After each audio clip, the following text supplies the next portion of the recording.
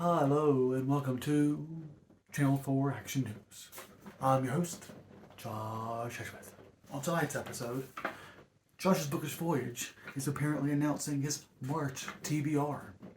What will he want to read? What won't he want to read? That's tonight on Josh's Bookish Voyage's Channel 4 Action News.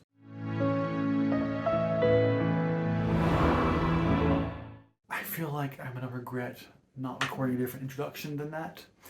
But I don't know, I feel really warm right now and I don't know why. So let's just get on with it. I don't think I'm going to feel any more amenable to this. It's not even daylight, so I have to use my goddamn light. I'm going out of town for the week to visit my family. By the time I get back, I'll have like a day before New Year's, for the new month, I mean. So I want to have this recorded. With all that preamble, let's get into what I'm actually reading. I'm going to be participating first and foremost in is it a buddy read or read along? It's read along. And I think it's being hosted by Hannah of Amanda's Books. I could be wrong about that, but that's why I heard about it. I'll make sure to link to her channel above and below. But we're going to be reading The Art of War by Leah Skolsky or something. I'm not quite sure. Something German? Russian. I think it's Russian. I don't know. It doesn't matter. It's like an 1800 something book, as in this one was published. And it's about, I don't know, some kind of war. It's a classic, and honestly, I don't have a particular heightened interest in reading it, particularly for its plot, from the little bit that I gathered from the atmosphere about the book. But it's one of those classics that you hear about, and it's just all well known. And I figured this would be a great motivation to try to get myself to read it. Plus, I love accomplishing a pretty long book, and this one's, I think, well over 1,000 pages, so it's a decently thick book. And it's happening over the course of 3 months. So I figured, why not give myself the opportunity to read a book more than just a month? So why not give it a shot?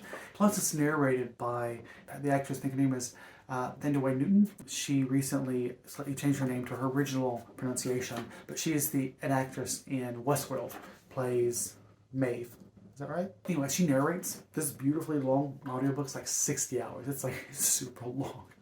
But I'm excited by the prospects, if not by the experience itself. I'm hoping it'll be a pleasant surprise. But it's one of those books I read necessarily for pleasure, if that makes sense. The question is whether or not it's so displeasurable that I can't get anything out of it, which is sometimes the case, unfortunately. But I'm excited to give it a go. The next book that I'm doing in a read-along, is it a read-along? This one might be actually a buddy read. This is book 2 of the Poppy War trilogy, The Dragon Republic. This is one I have not read yet. The first book I had read, and I haven't actually read it for February at this point in time, but the idea is I'll finish the first one, and then I'll read this one in March. This one's a bit thicker, I think, but I'm excited. I remember loving the first one, and I still have to reread it, so we'll see if I still love it. I'm pretty sure I will. I love a good dark tale that intertwines real-world events with magic, and I think that's pretty much what's going on here, especially when that magic is rooted inside of mythology. I love mythological retellings. Looking forward to this. And, another read-along, technically, or buddy read, whatever you want to call it.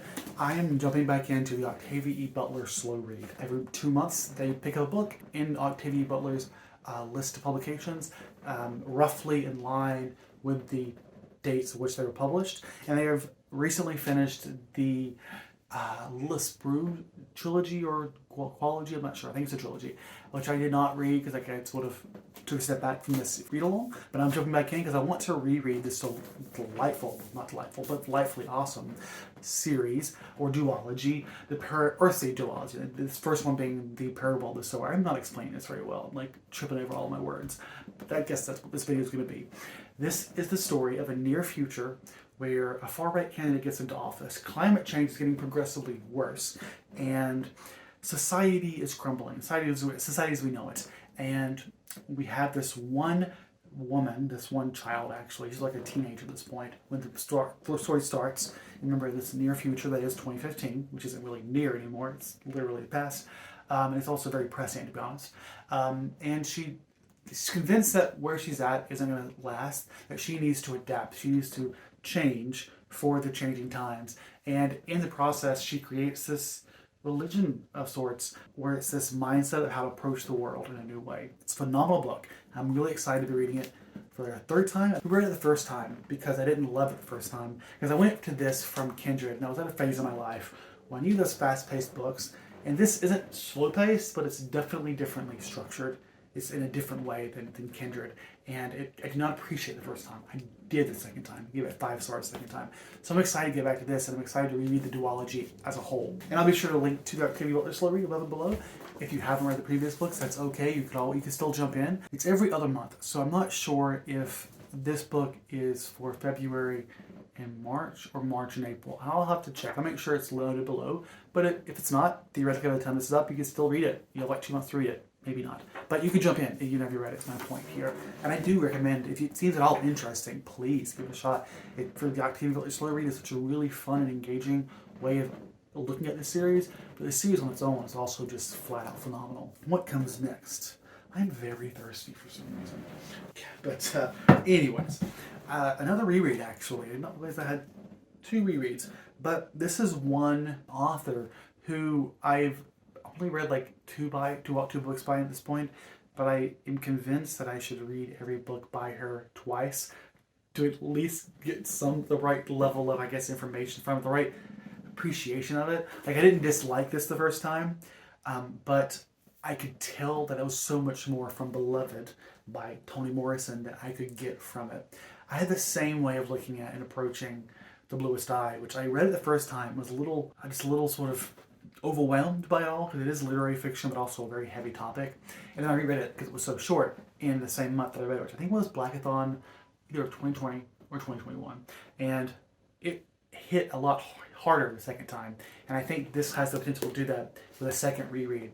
You have a bit more detail already going into it, and you being me, and it makes it easier sort of just to follow along and see a bit deeper than I did the first time.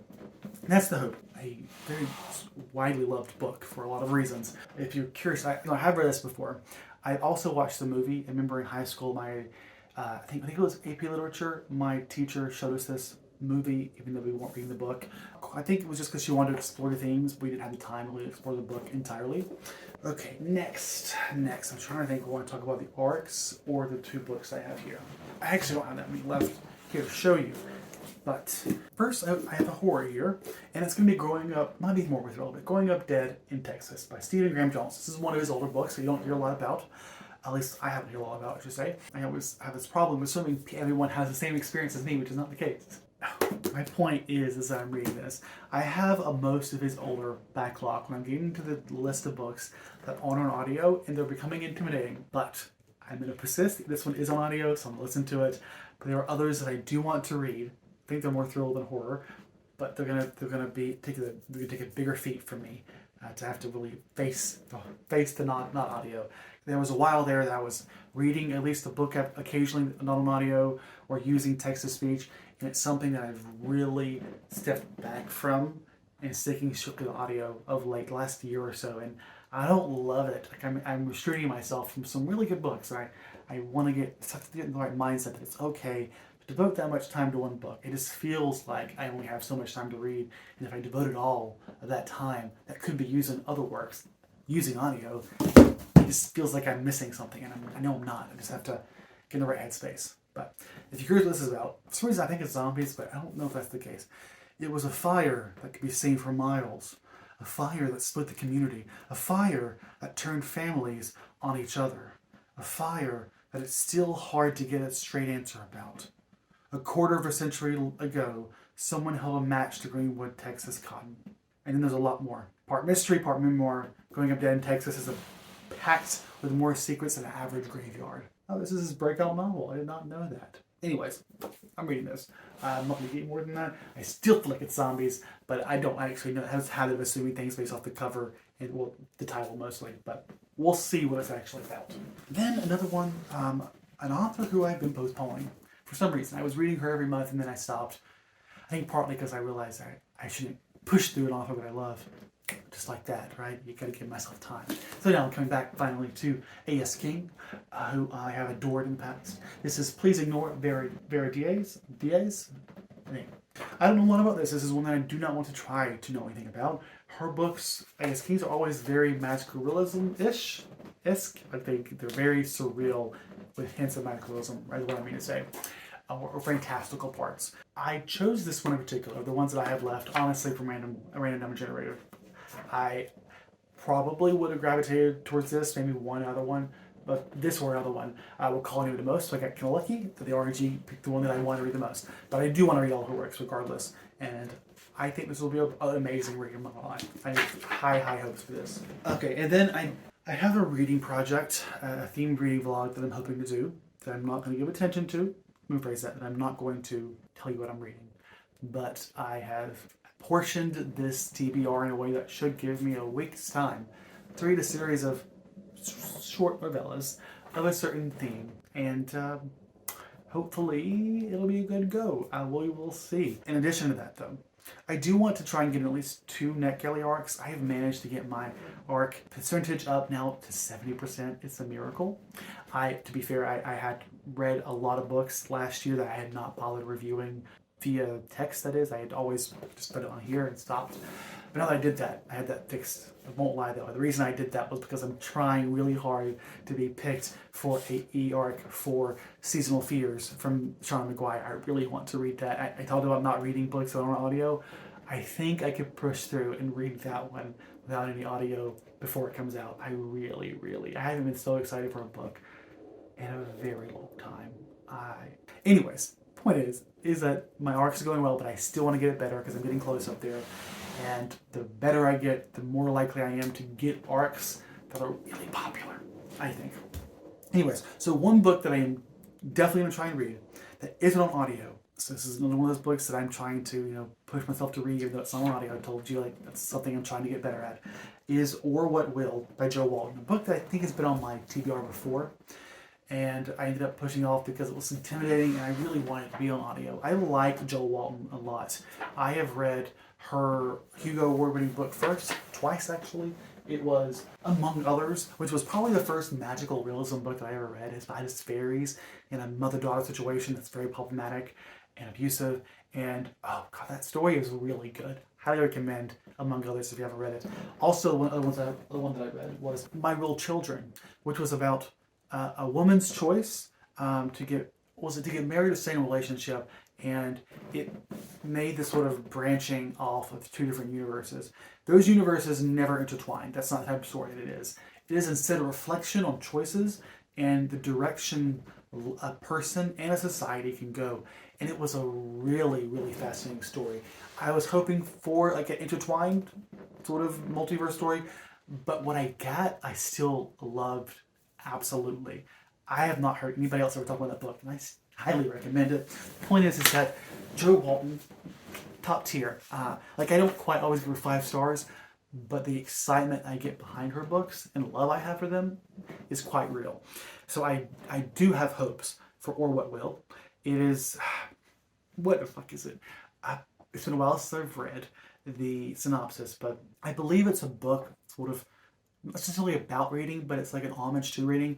And I believe it, I don't know, there's some type of like meta-ness to it where a man reading a book, writing a book, and the world's in the book. I don't quite know more than that.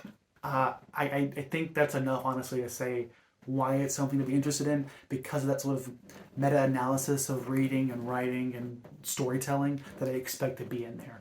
I also expect it to be somewhat intimidating. The last book that I want to read is going to be a non-fiction e-arc, and I have a few that I'm choosing from, and I don't want to say what they are. They're all ones that are already released, already on audio, and if I'm lucky, if I'm going really well, I might end up reading more than one. We will see how that goes. Would love to get my percentage up to 75% at the end of this month. We'll see if that actually happens at the end of this quarter. How about that? That is the end of this month. So that's it. Those are the books that I'm reading. These books. It's going to be a good month. I'm hopeful.